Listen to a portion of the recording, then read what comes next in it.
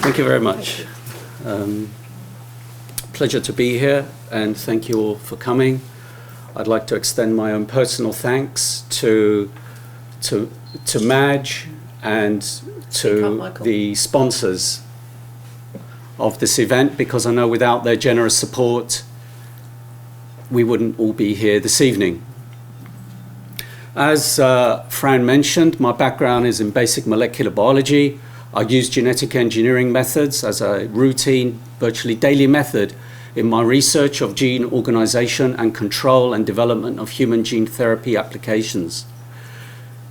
And it's from that background that I view also the developments of genetic engineering, the use of genetic engineering within an agricultural context.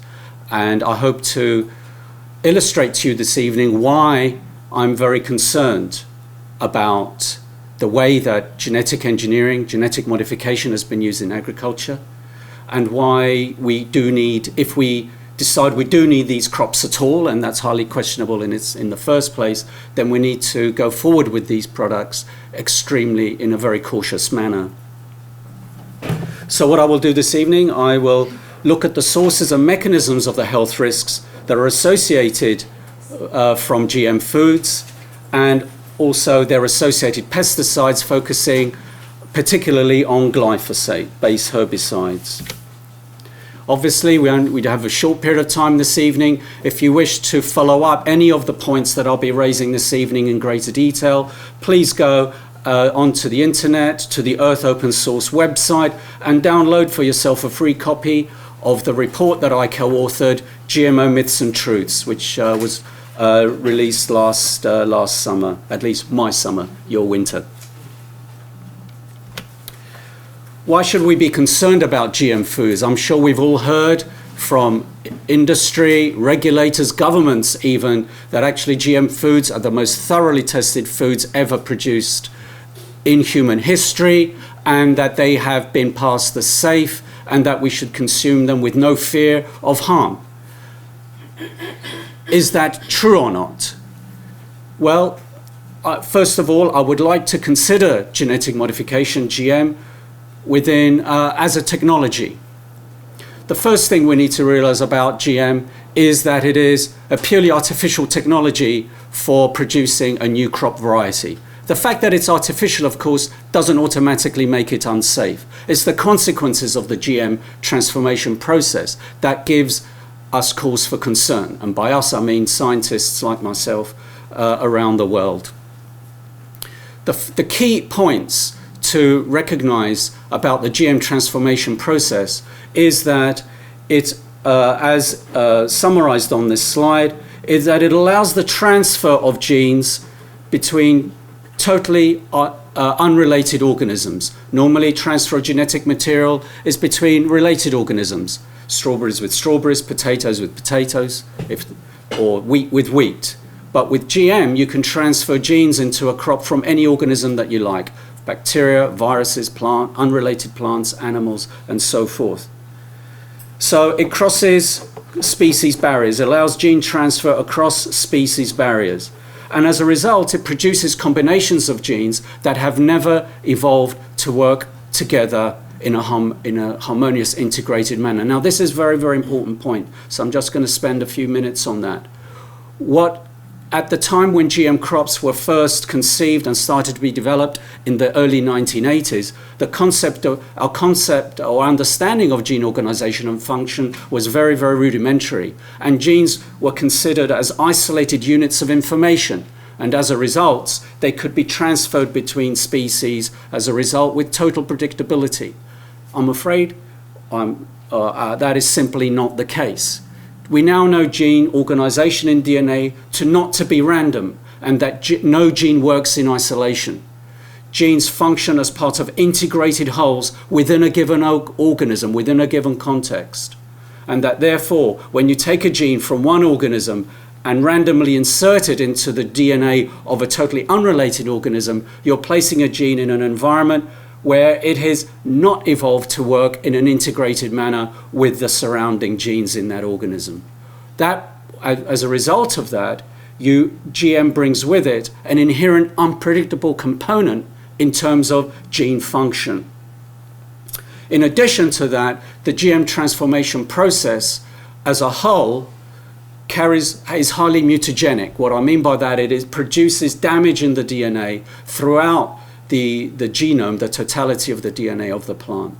So what we have is a situation where the combination of effects from the GM transformation process, the combinations of novel genes that normally would not come together, plus the general disruptive effect, the mutagenic effect of the GM transformation process, combine to always, to a lesser or greater degree, disrupt the biochemistry of the protein and biochemistry of the plant. And if you disturb that, you run the risks of producing new toxins and new allergens and a disturbed altered nutritional value in the food. These are proven. There is evidence to show this disruptive effect. This is measured. This disruptive effect of the GM transformation process is a measured phenomenon. And as a result, for me, this is why we need to thoroughly generically evaluate GM foods, especially for chronic, both acute and especially chronic long-term toxicity effects. But they're highly regulated, are they not? So should we be worried? Unfortunately, yes, GM foods by international law have to be regulated, but regulation of GM foods around the world is very highly variable. In nations such as the United States, they're essentially a totally deregulated product, generally recognized as safe, or GRAS is how they are perceived, and that companies can release them with essentially no safety testing whatsoever, near enough. But in Europe, we have a much stricter regulatory system. Here in Australia, I would put you somewhere in between the two, USA and Europe. But regardless of which territory we're considering, for me, all regulatory evaluations of GM foods, all regulatory agencies, whatever they do is totally inadequate. And it's inadequate on many issues, but the key ones for me are that they do not fundamentally question the GM transformation process within our advancing understanding of genetics. They never question the fact that when you move genes around, between species, randomly insert them, that this is not the way life has evolved to function. In other words, they never fundamentally question the technology. Secondly, they only accept safety data, whether it's requested and submitted, from the developer company. No independent safety evaluation of the GM food is conducted for regulatory purposes.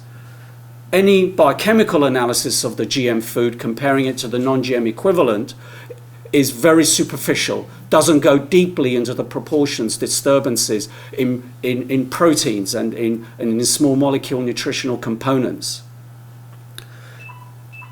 And lastly, and this is most important, there is no requirement anywhere in the world by any regulatory agency to conduct long-term toxicity evaluation. And this is important again because GM has unpredictable outcomes. You don't know in advance what the consequences are of the GM transformation process, what that may bring. And because you don't know, the only way to evaluate safety is generically. You basically need to conduct a long-term feeding trial in animals and see what happens. There's no point in just doing a gross biochemical analysis and saying, oh, the GM is roughly equivalent to the non-GM, therefore it's safe. I'm sorry, that's nowhere near good enough. You need to conduct these long-term studies, and that's just not going on anywhere in the world for regulatory purposes at all.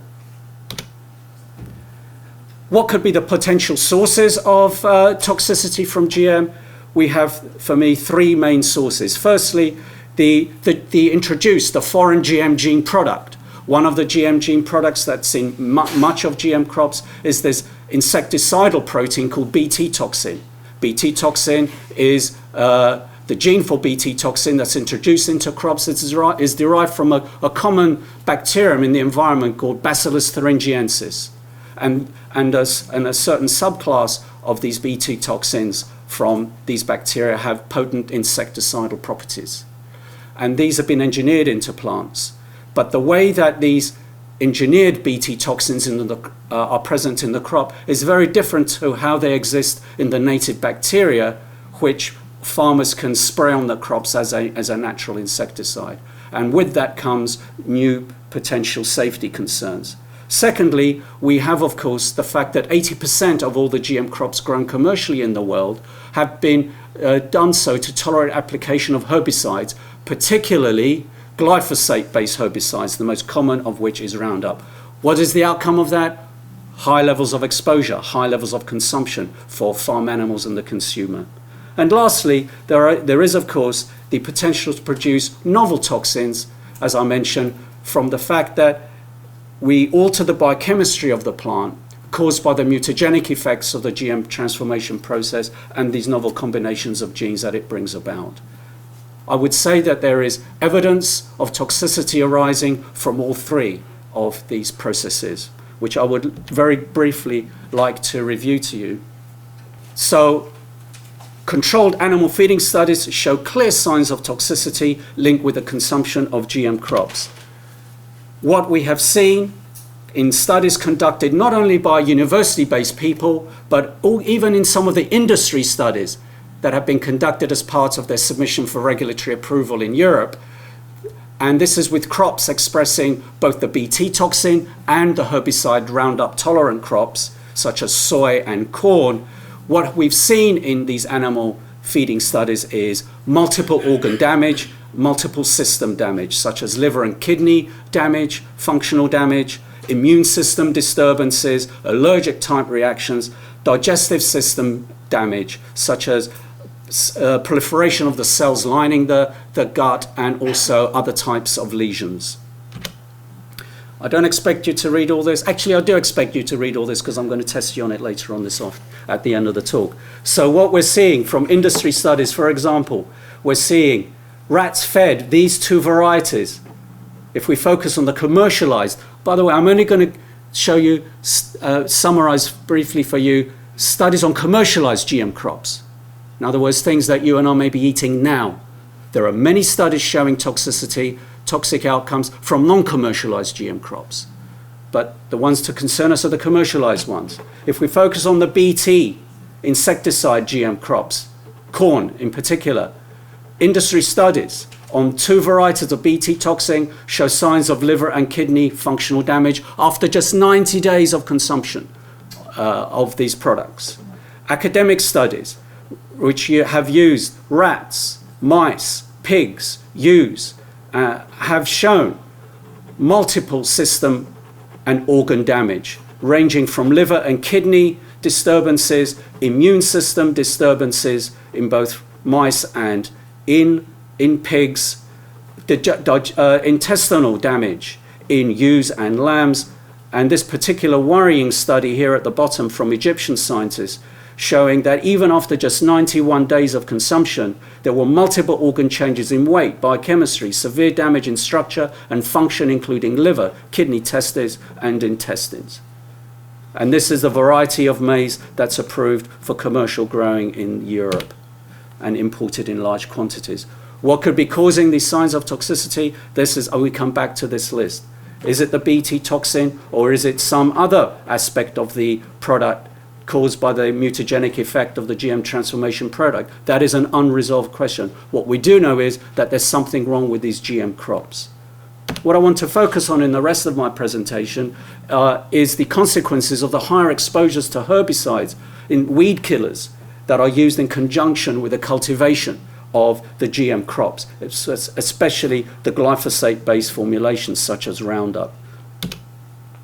Why? Because most of the GM crops are engineered to tolerate glyphosate application, and it is the world's most used pesticide. And the vast majority of GM soy is genetically engineered to tolerate glyphosate.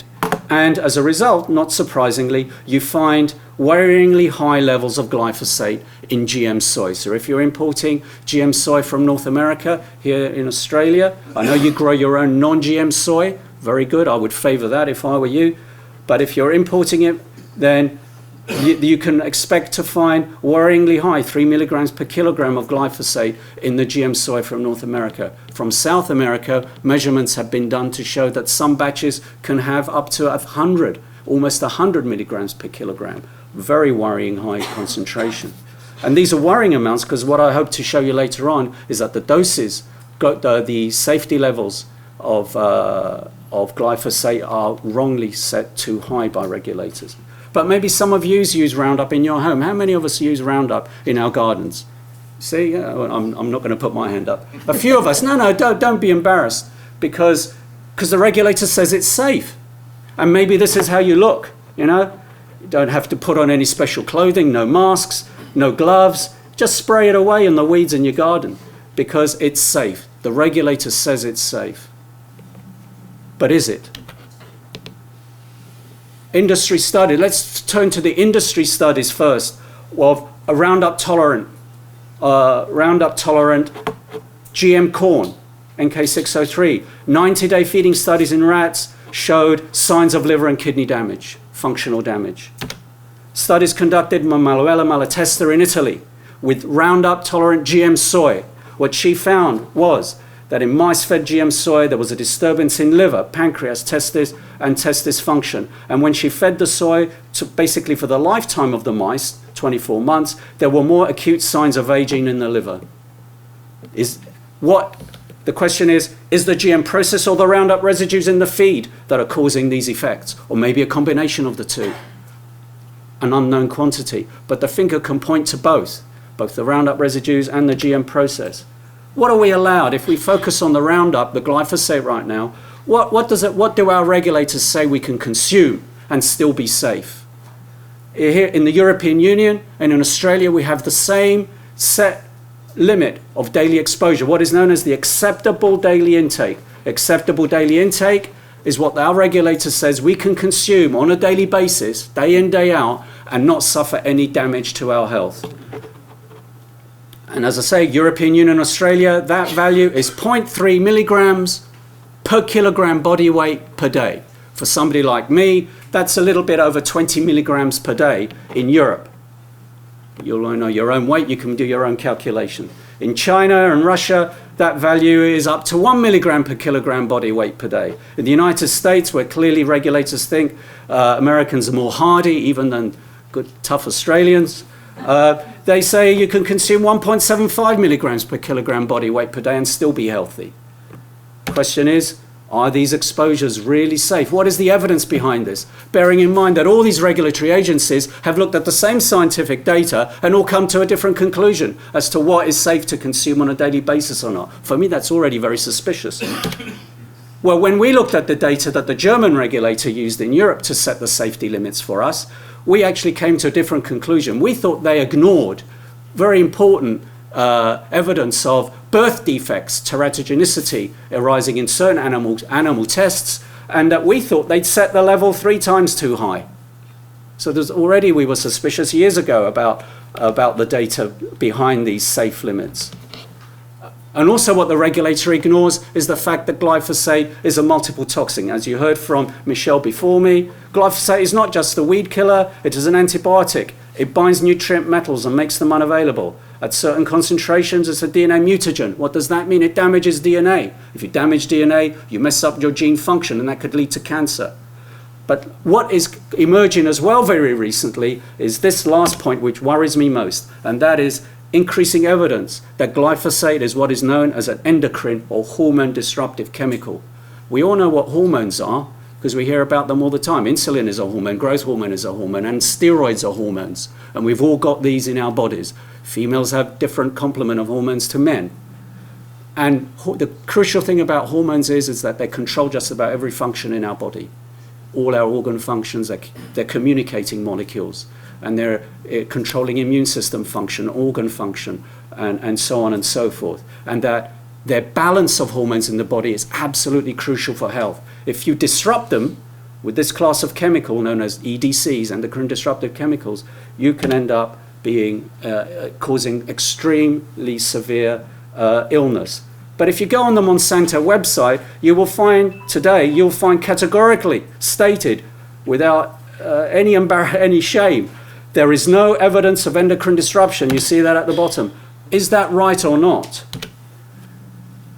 We'll see just shortly whether Monsanto is correct or not. Endocrine disruptive chemicals are very worrying because They can work at very low doses, well below what a regulator may set as safe. And that's because they work by this mechanism, non-linear dose response. And excuse me if I revert to a university lecturer. This is what I do to the medical students. I go to the board sometimes. And I'm just going to quickly draw you a graph where on this side is toxicity. And this is dose. A regulator works by, regulators all over the world work by an archaic principle. I call it archaic, you'll see why in a minute, called the dose equals the poison. Sorry, the dose makes the poison. The dose makes the poison. That means simply the more of the poison you take, the more toxic, the more poisonous it is. And so it's a linear relationship. That's what they say.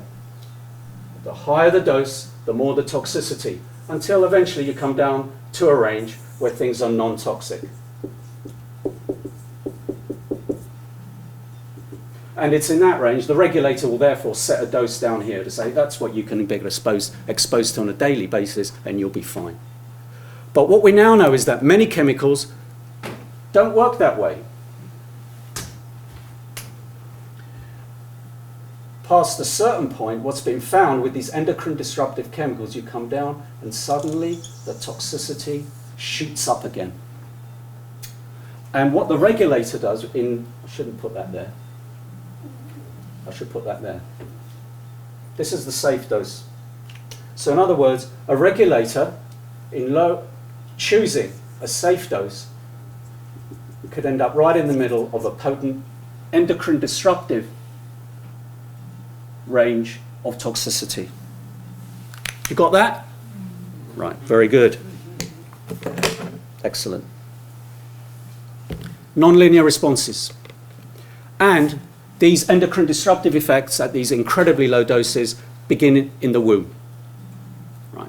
Very, very important. They don't stay in the womb. So the fetus gets exposed to this, and then the effects of that carry forward after birth, the consequences of which may not manifest for many years later.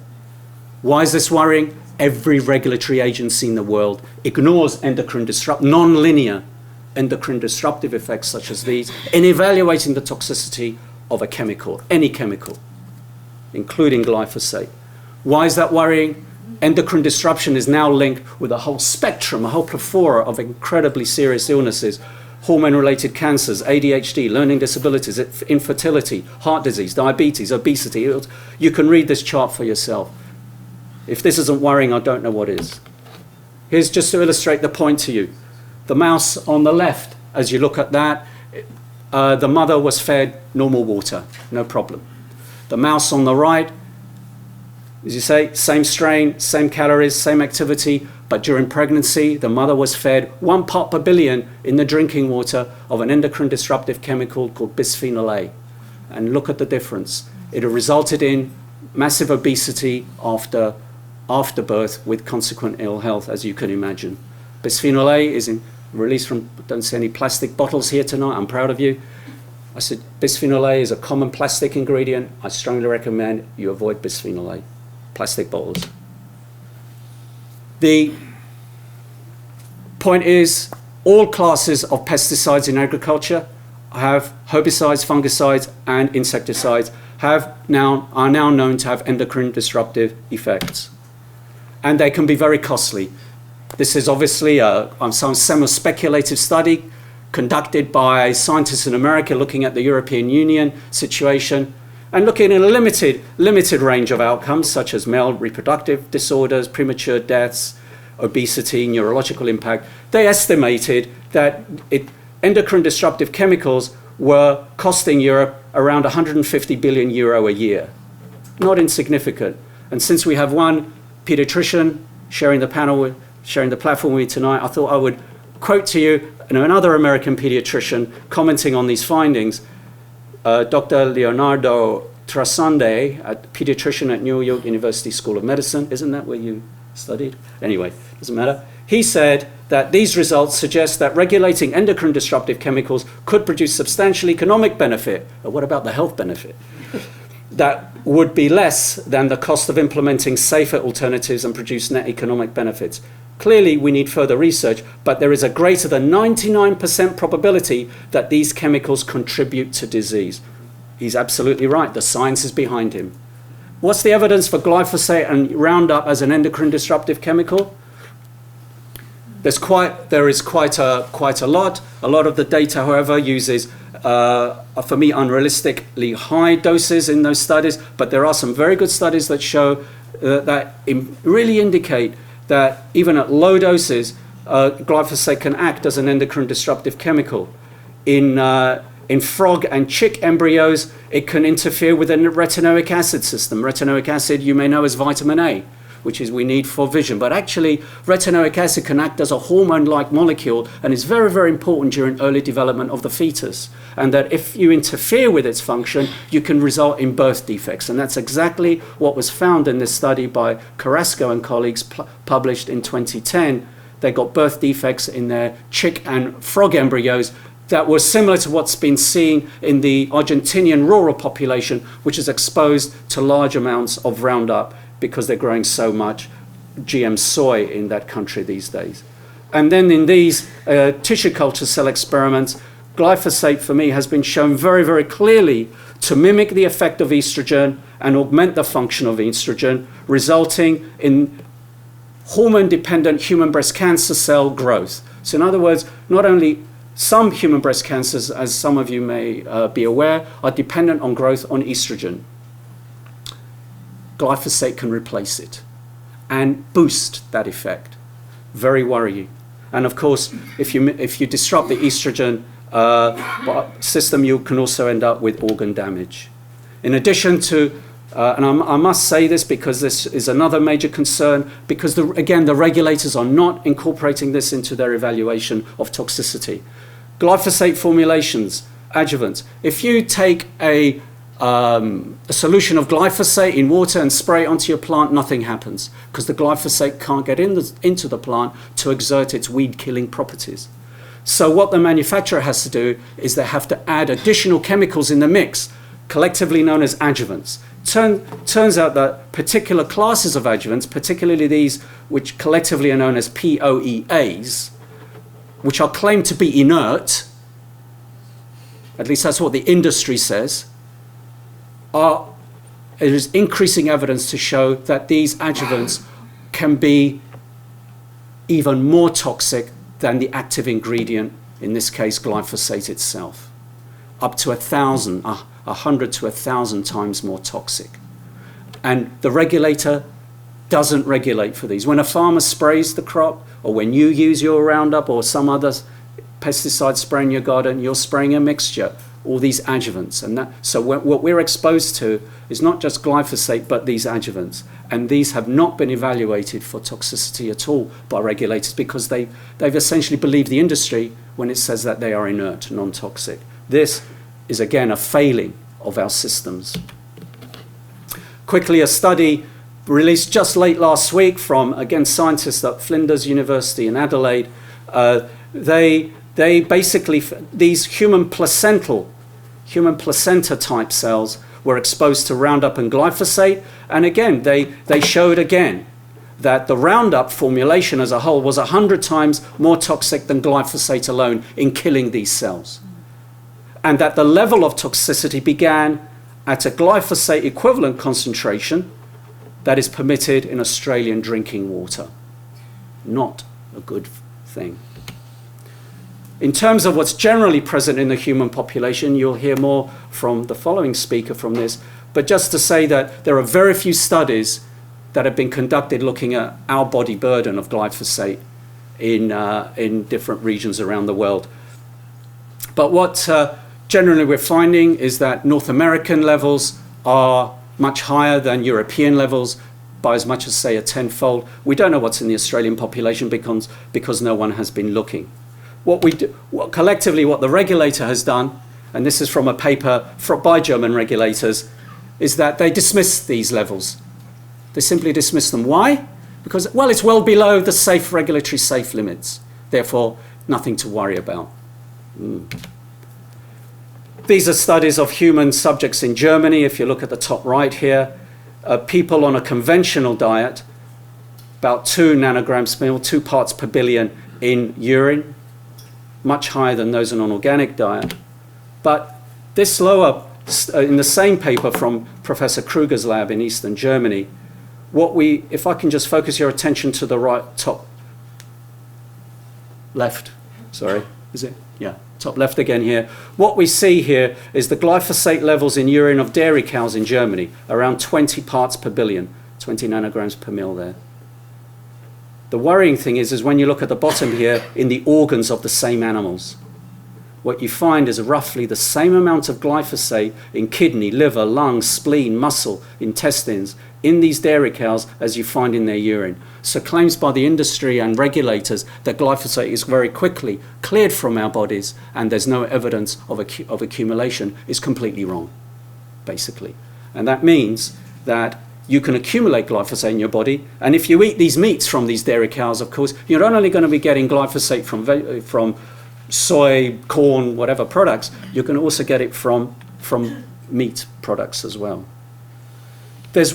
So are the levels detected today in humans, which are below regulatory safe limits, are they safe or not? There's only one study that has been published which has actually addressed this.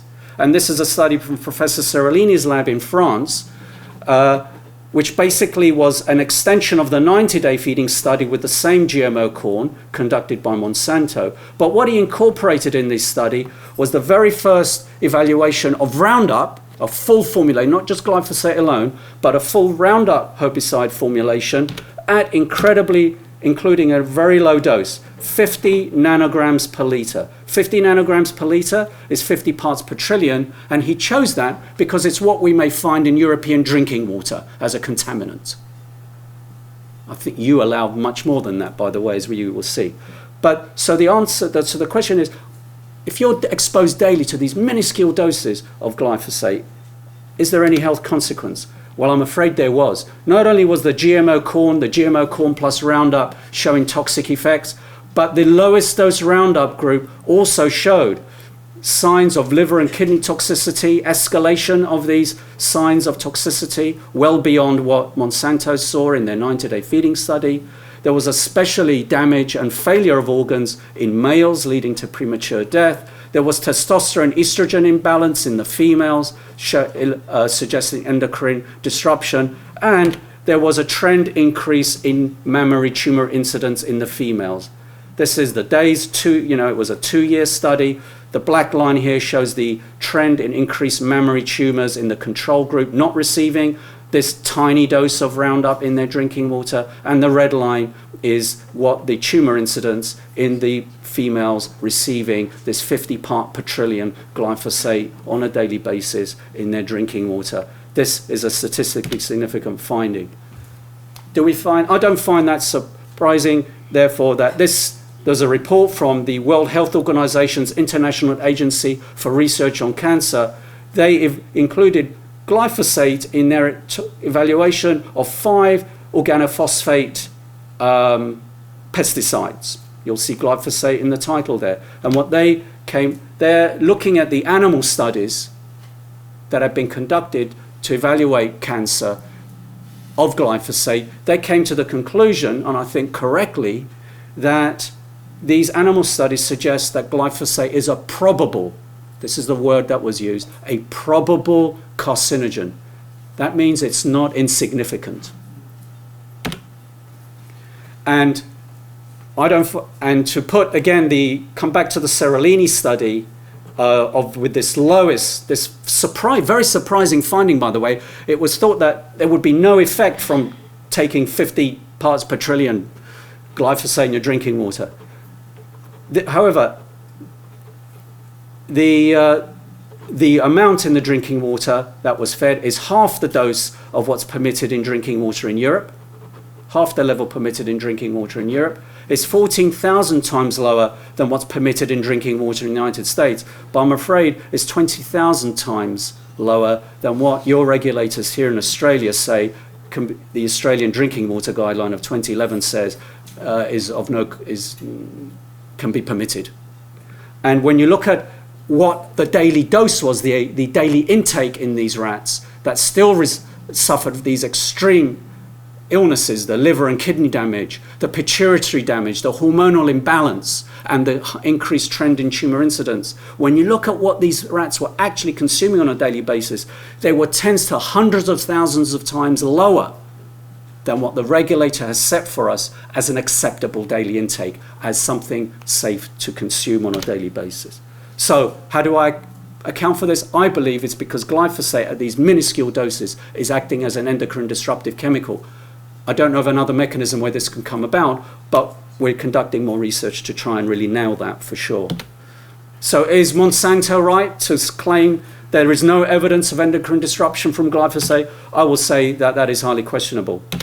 Is our regulator, is the regulator up to date with the science to say that we can consume this on a daily basis and it not be toxic and safe?